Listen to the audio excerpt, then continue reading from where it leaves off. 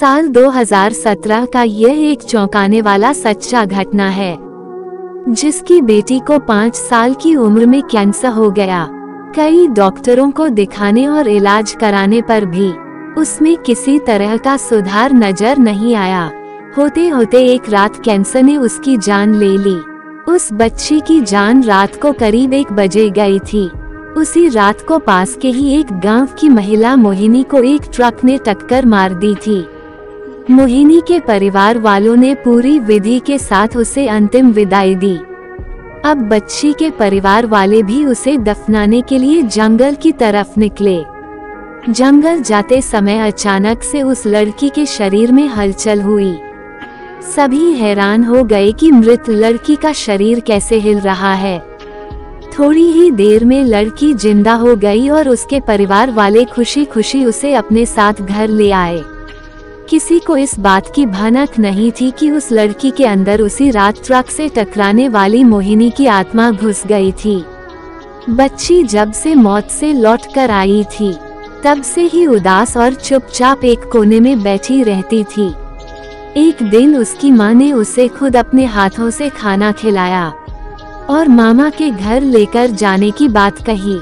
खाना खिलाकर उसे अच्छे से तैयार करके वो उसे अपने मायके ले गई।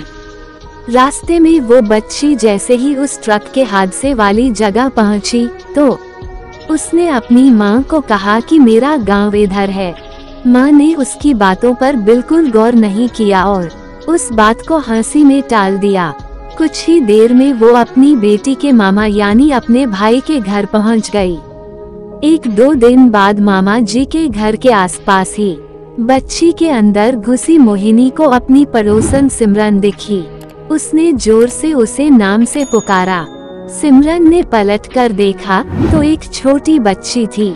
उसे बड़ी हैरानी हुई कि इस लड़की को मेरा नाम कैसे पता है। तभी मोहिनी ने अपने साथ बीती सारी बातें उसे बता दी। उसने कहा कि मेरे परिवार वालों ने मेरी मौत से ही पहले मुझे जला दिया था, इसलिए मेरी आत्मा भटक रही है। उसी दिन इस लड़की की भी मौत हो गई थी, तो मैं इसके शरीर में घुस गई। सिमरन ने ये बात अपने गांव जाकर सबको बता दी। पूरे गांव वाले और उसके रिश्तेदार मोहिनी से मिलने के लिए उसी बच्ची के मामा के घर के पास पहुंच गए। उस लड़की के अंदर रह रही मोहिनी की आत्मा ने सबको एक एक करके पहचान लिया। कुछ देर बातें करने के बाद वो अपने परिवार वालों के साथ अपने घर चली गई। अब उस लड़की की माँ बच्ची को घर में न देखकर परेशान थी। जब उसे पता चला कि वो कुछ लोगों के साथ दूसरे गांव गई है, तो वो उसे बुलाने के लिए चली गई। अपने परिवार के साथ खुश मोहिनी ने वापस आने से मना कर दिया। पास के ही लोगों ने उसे समझाया कि तुम्हें दोनों परिवार के साथ रहना चाहिए, इससे सभी को खुशी मिलेगी। तुम किसी एक परिवार को दुखी नहीं कर सकती हो। इस बात को सुनने के बाद लड़की के शरीर में रह रही मोहिनी अपनी माँ के साथ वापस आने के लिए राजी हो गई। अब वो दोनों परिवारों के साथ खुशी खुशी रहने लगी।